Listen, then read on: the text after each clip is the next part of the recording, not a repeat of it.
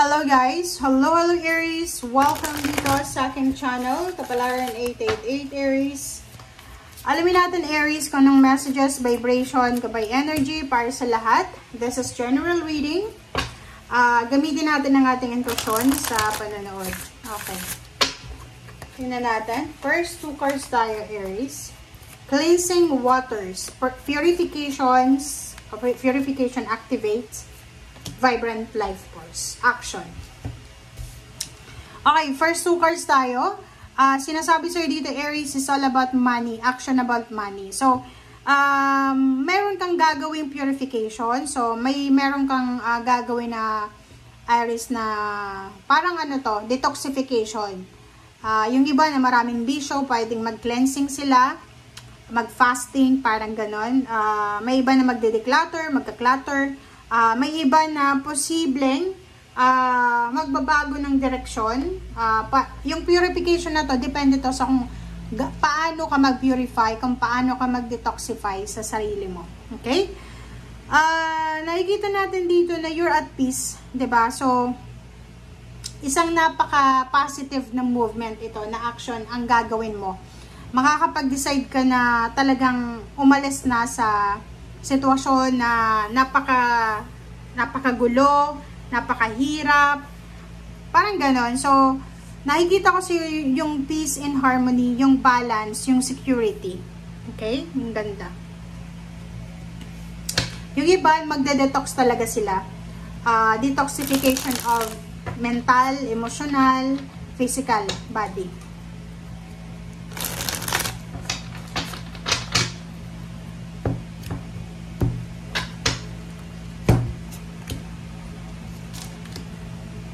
Wow. Okay. So, these two cards, cleansing water siya. It's a purification.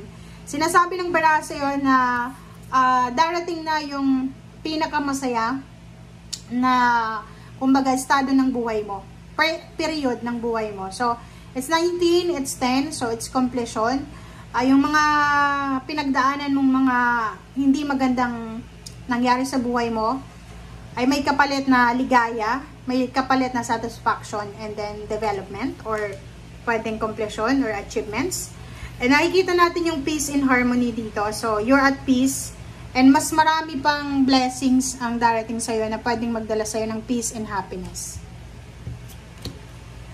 Nine of Pentacles is financial success. Wow. So, kung makikita mo dito, ang ganda talaga.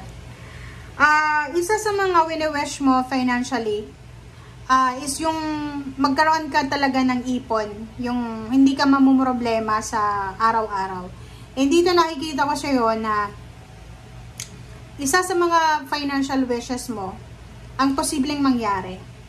Pwedeng makatanggap ka ng job offer, or pwedeng mag-open ka ng business, na itong financial approach na gagawin mo, or new beginnings, ay pwedeng magdala sa'yo talaga ng sobra-sobrang financial stability and balance. Wow! Seven of Cups. Sinasabi ng Barasio dito na bibigyan ka ng pagkakataon, Aries, ng universe, na makapagsimula ng bagong buhay. You have different options and choices. Nasa iyo na yun. Kung talagang gusto mong maging masaya, tahimik ang buhay, financially stable, financially secured, ikaw daw ang magde-decision yan. Okay? Okay, so, Ten of Pentacles, posibleng ikaw ay makakatanggap ng lump sum of money. Posibleng ikaw ay makakatanggap ng payments, payouts, bonuses, inheritance. Pwedeng manalo sa kung ano man na game of chances. And the Five of Cups, sinasabi ng bara sa'yo na lahat ng mga nangyari sa'yo sa nakaraan ay posibleng pagsisihan mo. Pero, sinasabi ng bara sa'yo na mas magiging positive yung mindset mo sa ngayon. Okay? Sinasabi ng Barasio dito na posibleng meron ditong mga Aries na matagal na kayong hindi kasama yung pamilya nyo, like yung live-in partner, asawa, parang ganon. And still hanggang ngayon, nangihinayang ka pa rin doon sa pinagsamahan yung dalawa. Nangihinayang ka pa rin sa relationship nyo. Nangihinayang pa rin kayo sa kumbaga, mga nangyari, parang ganon. Okay, so the devil. The devil, sinasabi ng baraha sa'yo dito na umiwas ka, Aries, sa mga iba't ibang klaseng distractions. 7 of Pentacles. Ang distraction sa'yo is pera, diba? So, sinasabi ng baraha sa'yo dito na ang distraction na to is pera. Ibig sabihin, yung diskarte mo sa araw-araw, once na nagka-problema ka sa pera, nadidistract ka. Parang gano'n. So, nakikita ko sa'yo dito na napaka-importante sa'yo ng pera. Kailangan mong ayusin yung mindset na yan. Kasi, yung relationship mo, minsan, maganda naman yung takbo ng relationship. Pero once na nawalan ka ng pera, nagkakasira-sira yung relationship mo. Okay? Ace of Pentacles and Death card. So, yun. Sinasabi ng baraha sa'yo dito na maraming opportunities, maraming possibilities na pwedeng pumasok sa'yo. Aries, para pagkakitaan. Yung Death card na to is all about transformation. So, kung ano man daw itong financial portal na magbubukas para sa'yo, siya ay posibleng magdala sa'yo ng sobra-sobrang clarity. Yung parang may mag-o-offer sa'yo ng trabaho or pwedeng yung kagustuhan mong magsimula ng bagong buhay, malaking bagay yan sa'yo and the rest ng mga tao sa paligid mo. Maraming mga tao yung parang nakadepende sa'yo. So, sinasabi ng The Hermit dyan na kailangan mo daw na i-prioritize ngayon yung liwanag, yung clarity. Okay?